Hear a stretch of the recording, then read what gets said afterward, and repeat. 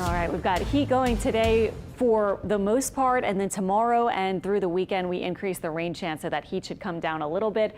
Our high is, our temperature right now 92, and we've been hitting our highs lately in the middle to upper 90s. So we're expecting yet another day with that really kind of extra hot feel without a whole lot of rain. We have a heat advisory until 6 p.m.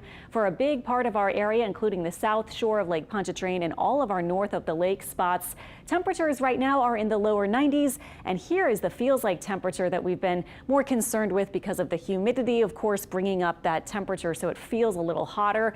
We do also have a tiny bit of spotty rain, so just kind of all the usual August elements in the mix here. Belle Chase getting a downpour right now, so bringing your temperature way down easily under these showers and storms. The temperatures can sometimes plummet all the way into the 70s, even when they're in the mid 90s. South of Lafitte, we also have another thunderstorm, and in part of Plaquemines Parish as well. These are sinking slowly to the south. And we may see a few more today, but we still mainly have high pressure in charge of our forecast today. So a 30% rain chance, highs about 96. We've been right in that range since the weekend, and we are expecting a flare-up of some showers and storms, a bit more so perhaps tomorrow. For example, today 3 p.m. and then 5 p.m. Not a whole lot of rain around, but if you're lucky, you might get a shower or storm. Overnight looks quiet, and then tomorrow quiet through the day. Noon, we're starting to see a little bit of shower action here, and then you saw the flare-up of more scattered rain tomorrow to help with the heat. So that should bring our temperatures down a couple of degrees and bring you some of that shower and storm kind of relief from the stifling heat and humidity. Satellite and radar showing, as we turn our attention to the tropics, huge Erin. Look how big this storm has gotten. It started out really tiny over the weekend, had a little eye that was 5 miles across, and now it's just blossomed into this large storm. It is a weaker storm at Category 2 now, still a strong storm, but relatively weaker.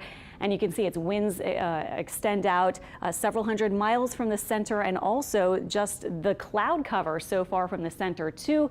You can see its path as it started here off the coast of Guinea, tracked all the way north of the Caribbean Sea, brushed by the Bahamas, and now we'll get somewhat close to North Carolina, not with a direct hit, but you can see the storm surge warnings and watches out up to 2 to 4 feet expected along the outer banks of North Carolina, and then even far from where the worst will be, you can see up to 1 to 3 or so feet. And our rip current risk, you can see in the reds, a high rip current risk probably through the end of the week all along the east coast of the U.S., even into the northeast. And some waves could be up to 15 to 20 feet along the coast, especially of North Carolina, as it gets pretty close tonight. And then this is early tomorrow morning. That would be the worst of it for the coast of the Carolinas here. And then it moves farther out, gets caught up in the westerlies, and takes a turn to the east. Here we are on the other side of Erin with a front moving in for the weekend. Unfortunately, not bringing cool air or dry air just yet, but it will bring our rain chance up, especially it looks like Thursday, Friday may be the most rainy day, and then Saturday about a 50% chance. And here is dry air that sometimes does wrap around the other side of a tropical system like this.